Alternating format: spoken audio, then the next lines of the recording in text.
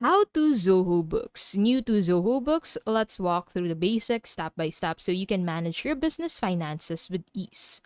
So start by signing up and entering your organization details, name, address, tax settings, and logo. Now go ahead and navigate your dashboard. The dashboard shows your financial overview. Use the left menu to access sales, purchases, banking, inventory, and reports. Now in the sales tab, you can create quotes, invoices, and track customer payments.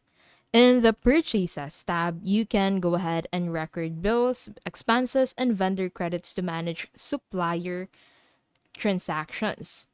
Connect your bank account to reconcile transactions automatically and keep records accurate. Use inventory to add items, track stock levels, and import product lists for faster setup.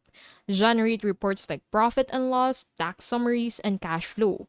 Automate recurring invoices and expenses to save time. And that's your beginner walkthrough of Zoho Books.